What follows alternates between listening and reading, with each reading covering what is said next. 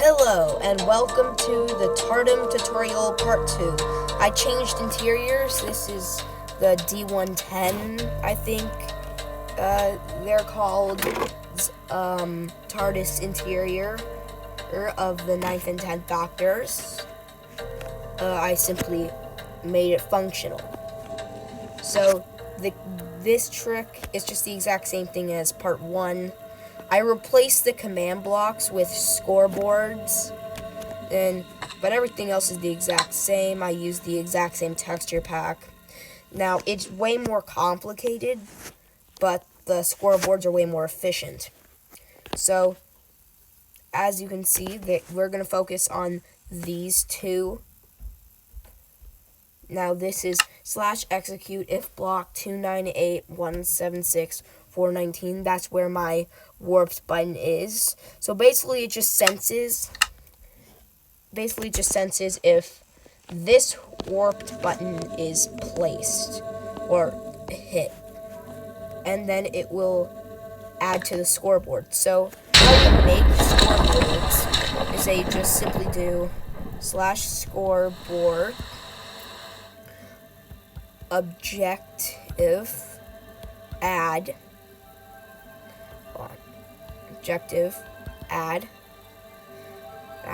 the name. For me it's TARDIM dummy, and then that's how you do it, but it won't actually show up. The only way to make it show up is to do /scoreboard objectives set display sidebar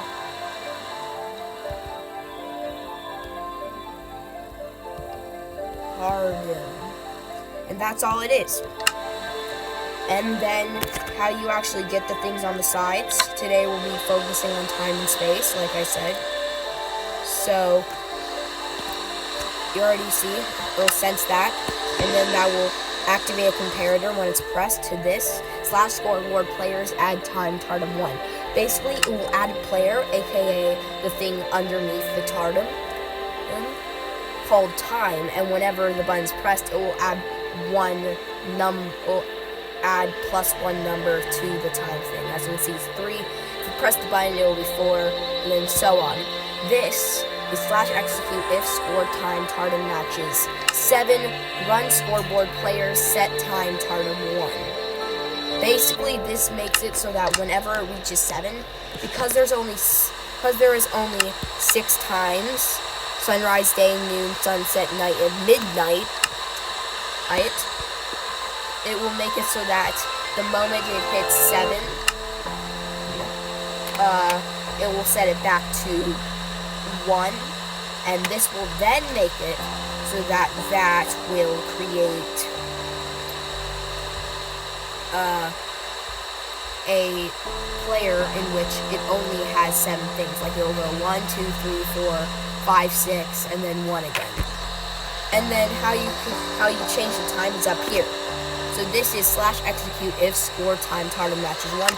Basically meaning if the number underneath on the side of time, matches 1, it will /time set sunrise because that's the first time.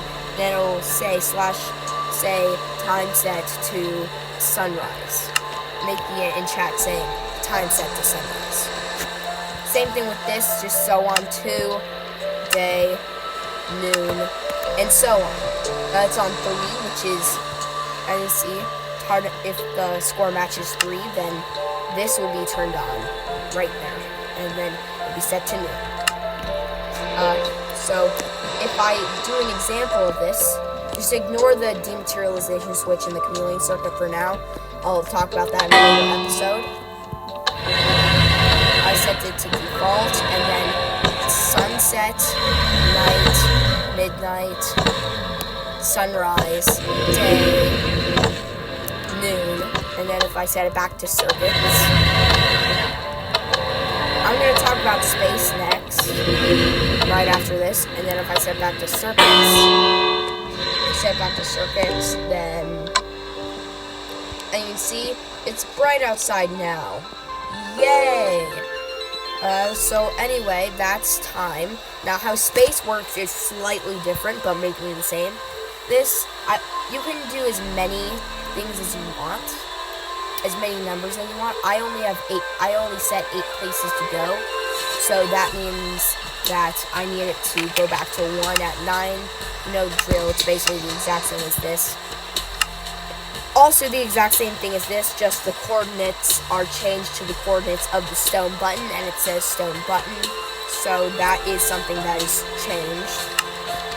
And then this says, you know, the same thing, but it's just space instead of time. And then up here it says /executive score space matches 1, just like the last one. TP TARDIM DMAT. Ignore the DMAT until I post the next video. Please do just the name they are using. No added things. I'll tell you why it's called TARDIM DMAT and not TARDIM later. This just says /space set to circuit, saying in chat space set to circuit, and this is what I named it. It teleports here, which I nicknamed circuit. Yeah, so that is something to note, and then just do as much as you want. There's really no limit. The only real limit is the render distance, because if it gets out of the rendered chunks, then there's a glitch where it won't despawn, but you won't be able to connect to it. So I'm planning on making a mod that makes it so that any entity can load a chunk if it's named a certain thing. So I'm going to make it so that if it's a named entity, it can, you know, render a chunk, making it go as far as you want, but I'm not finished with that yet. So the rest is just exactly the same. New interior. The way of getting in the TARDIM is the exact same way as going inside. The inside mechanism is the same as the last episode, which I recommend you watch. And yeah, that is basically it. Thanks for watching. Please subscribe, because it helps out a lot in me making these videos. Also, subscribe to my other channel, Toxic Pepper Studios, which I make stop motion animation with. Bye.